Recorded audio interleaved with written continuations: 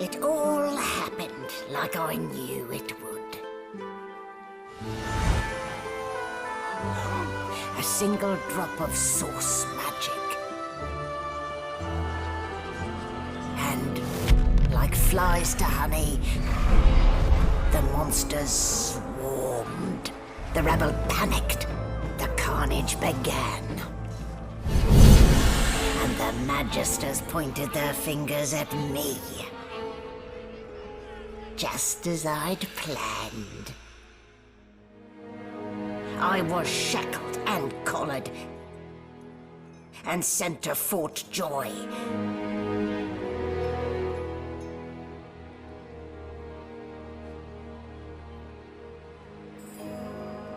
I'd come here to kill Godwoken. But instead, I became part of their story.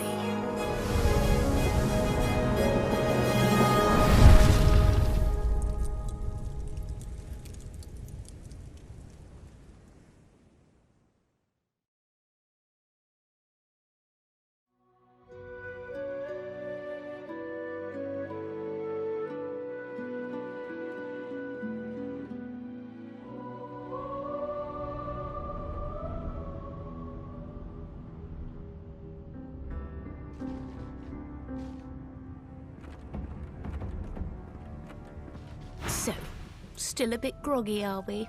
Don't worry, the sedative will wear off soon enough. Easy now, no need to hurry.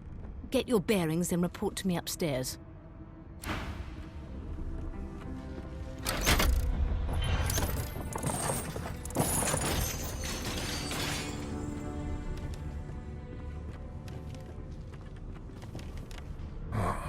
What did they do to me? Let's get our bearings.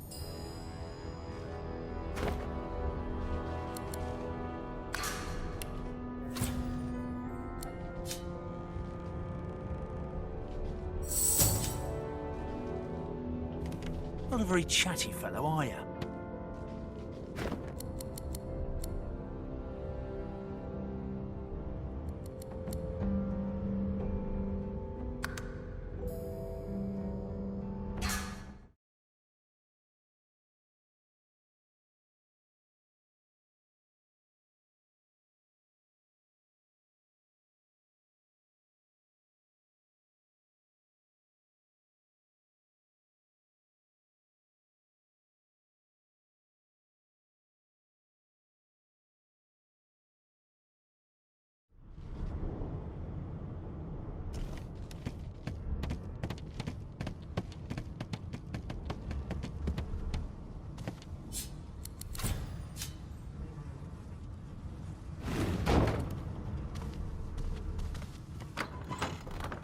An animal sty? Freight or food? Shaking her fluffy coat, the sheep eyes you balefully, her rectangular eyes like letterboxes to the void. With one sharp hoof, she kicks you right in the shin. Fresh meat. Nice. Plump. Banded like a chicken's leg, too. That may be so, but look at the flies. Ban wisdom. Flies know when a creature will die. And it's around your head they're buzzing, not mine. With two shakes of her stumpy tail, the sheep turns away from you to peruse her hay-filled manger.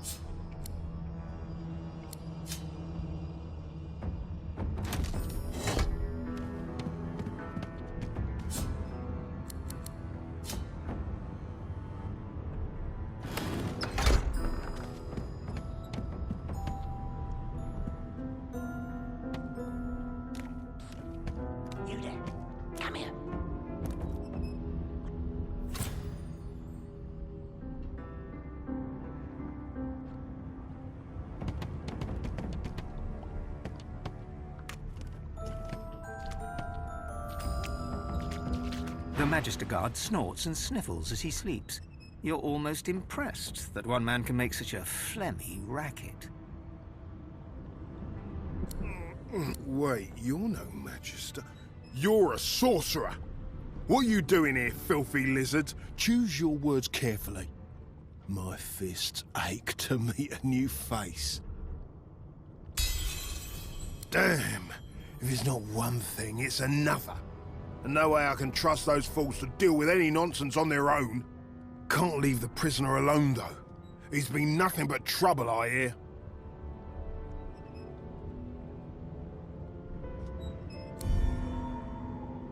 If it's all the same, I think it's best he comes with me. Some offence intended. You hear that, Emoire? We're taking a walk.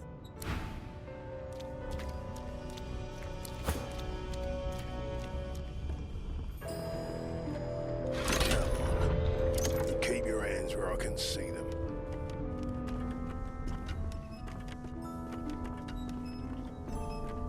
Hurry it up, sorcerer. We haven't got all day.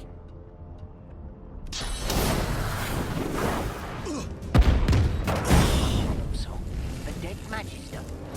Somebody will have to take the blame for this, and it won't be me.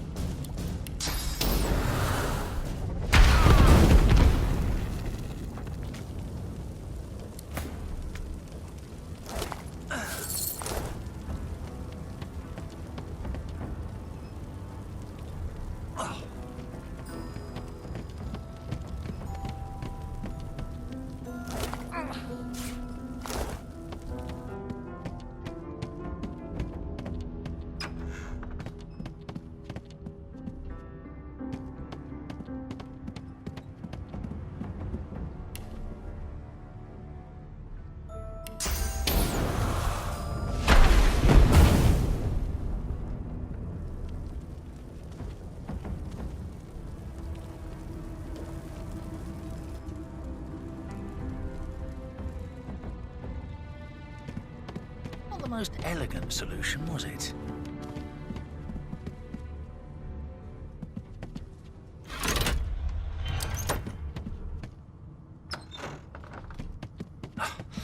And I'm back where I started. Nowhere to go but up.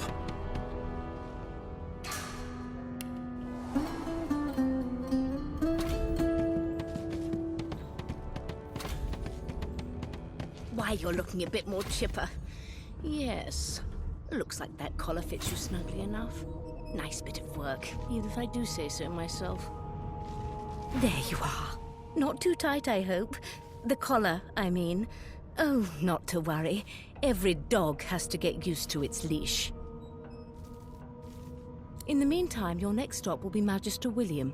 All passengers have to be registered in the ship's manifest, and he's the chap in charge of the logs. You'll find him on the other side of this deck, in the officers' quarters.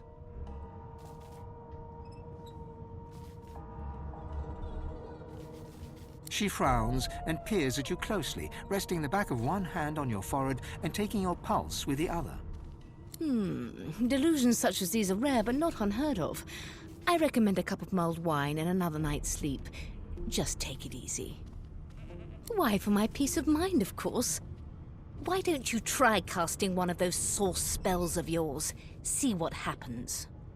Currents of magic surge inside you, boiling, bursting, then breaking, only to fade back into your soul like rain into the earth.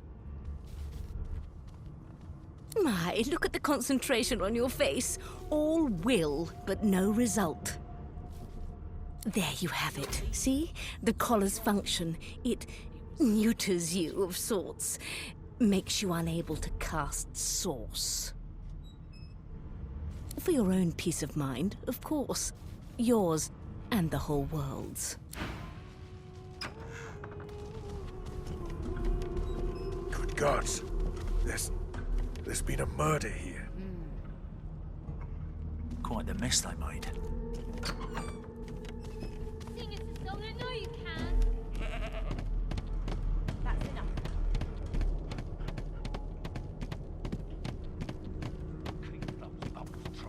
How dare... Well, well. What have we here? A fresh face in this stale hell. Let's size you up, shall we? See if you'll do. The lizard looks you up and down, like a farmer would a fetching horse. All of a sudden, he grips you firmly by the chin, with the intent of inspecting your teeth. There's some discoloration, but I've seen worse. After all, one can't expect to find prime merchandise on a squalid little ship like this. Now then, to business.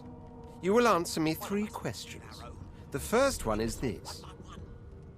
Ah, music to my beleaguered stomach. On to the second question.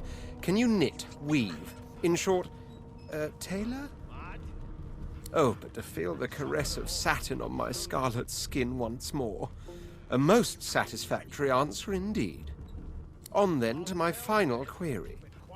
Have you the ability to administer the upkeep of one's personal appearance? The delicate art of... the very basics, then. I suppose that's a start. So, 3 questions asked, 3 questions answered. Let's evaluate, shall we? As per your own testimony, you can cook, tailor, and groom. Well, that just about settles it.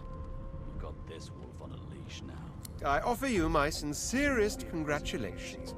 As of now, you are my slave. Of course you accept. Mine wasn't an offer, it was an order.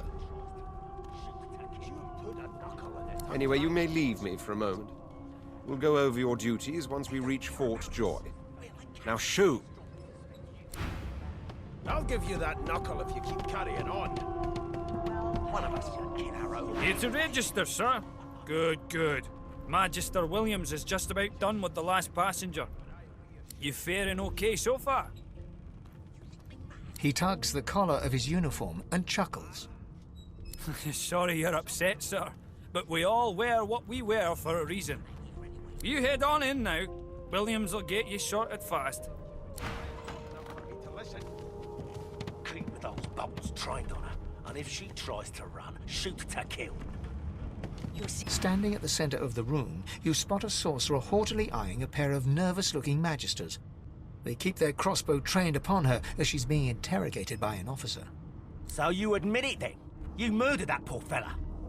Yes, I did. But of course, that was only the beginning. She turns her head and looks you straight in the eye. There are others whose lives must end.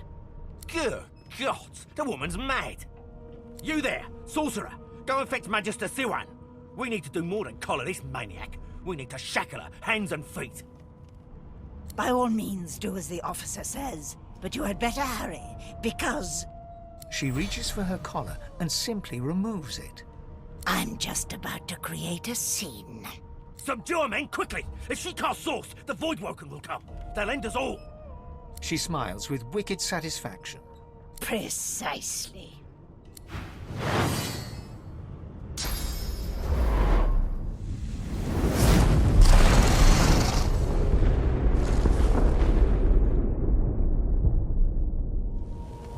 What's happening?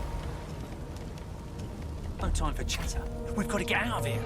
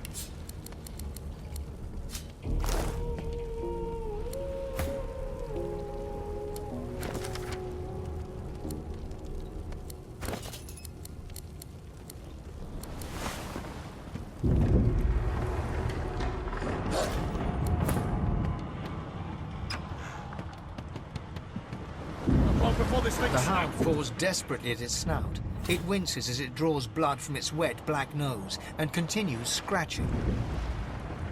The dog notices you for the first time and snarls, the hairs on its back prickling as it lowers itself into a lunge. You sorcerer! It sneezes suddenly and paws at its nose once more. Can't smell. Can't breathe. Too much sauce. Too much. Too much. Please, make it stop. Sorcerer. The dog whines and continues pawing at its nose.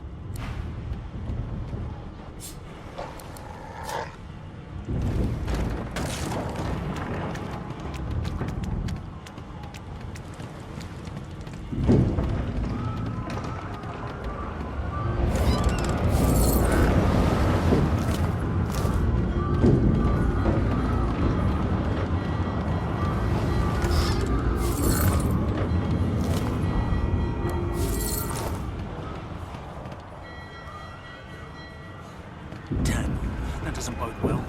Onwards and upwards.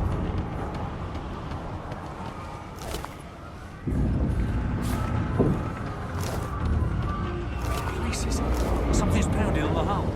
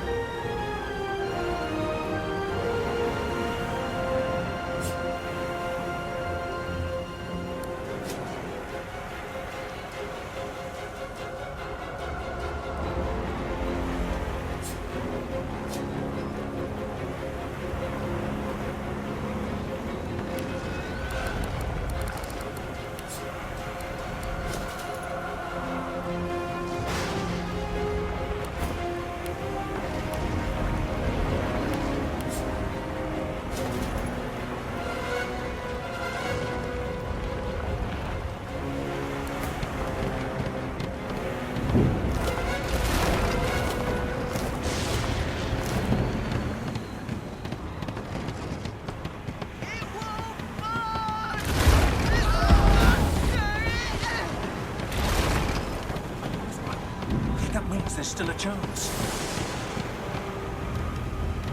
Shut your trap, kid! The dwarf yanks at him. Said there were You see those tentacles, kid? It's time to get the hell out of here.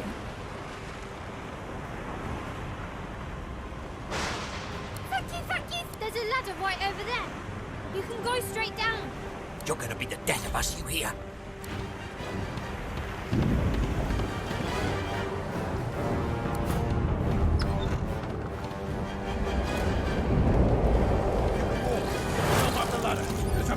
Wait! Find Woken!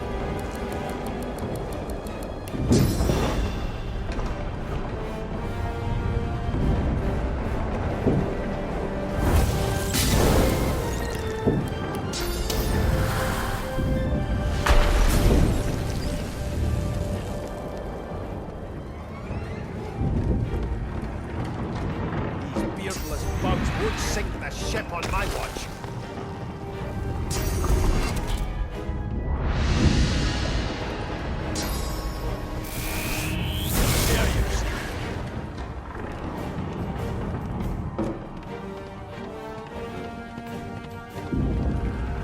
Let's not tarry. This old tub is about to burst. I hear something. It's Magister Sin. The one who put on this damn collar. She tries to speak, but can only gape as she clutches her neck, trying to stem the bleeding of a gushing wound. With jagged movements, she raises her clenched fist and holds out a length of cloth soaked with some kind of strong-smelling tincture. Blood quickly soaks through the cloth. Magister Siwan's mouth opens and closes, her eyes wide in terror. Blood pours out from around the bandage. Magister Siwan reaches out to you, her hand flailing. It's working. The pressure is stemming the flow of blood. Siwan clutches your arm, her eyes locked with yours. Something within the ship snaps. The floorboards shudder. Siwan struggles to her feet, clinging to you tightly. The ship lets out a deep groan, then cracks. It's too late! It's ripping the ship apart. Come on.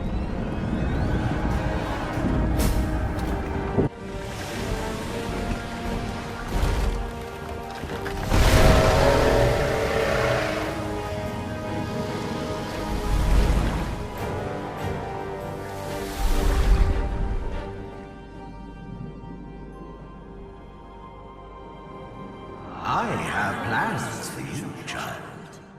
Rise.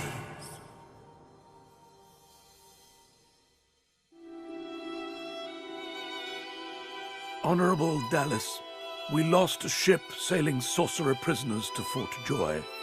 We assume some escaped and broke their collars. Their vile magic lured the Voidwoken. All who were aboard are presumed dead. Yours faithfully into eternity, High Judge Orivan.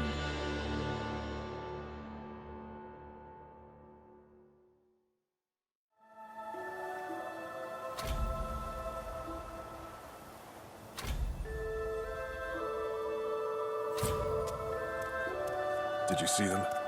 The Voidwoken. They made short bloody work of our ship. No telling if there are more ashore, and I doubt that. That voice will save any of us again.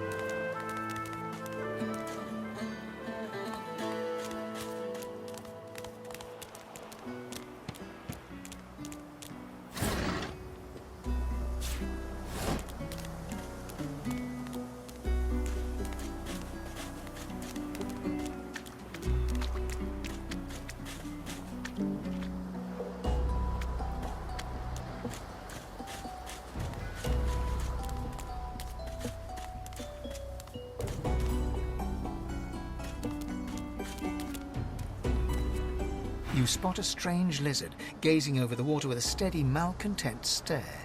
His skin is of a bright, blood-red color. Could he be... Yes, you recognize him from the ship. It would seem you're not the only one who survived the tentacles of the deep.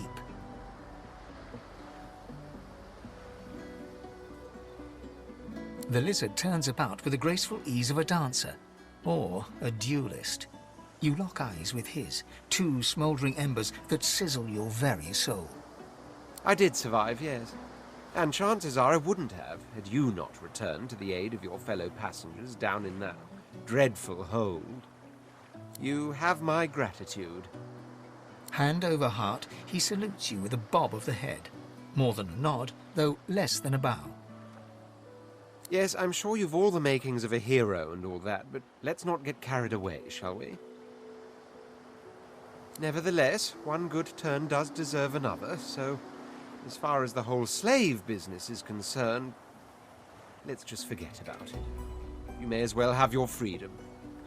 Now then, if there's nothing further... If you really must know, I haven't quite decided yet. I've a frightful amount of things on my mind, hence my standing here contemplating the waves. He sighs dramatically. Tell me. What do you see when you cast your glance over this ocean? Memories, Quite so. He looks out over the water once more, and so do you. A few tranquil moments pass as the waves lap against your thoughts. As for myself, when I consider this vast expanse before us, I see an empire.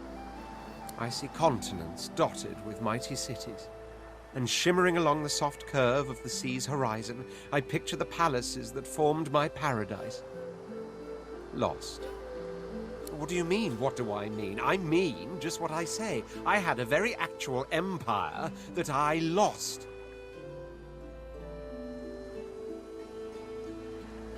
Suddenly, having all the air of being deeply offended, he stares at you with utter incredulity. Well, don't just stand there gawking like an ape at an abacus. Or do you really mean to tell me you don't know who I am? The very same. I am the Red Prince, the All-Conqueror, the World-Tamer, the Spouse of the Sun. Of course you know me.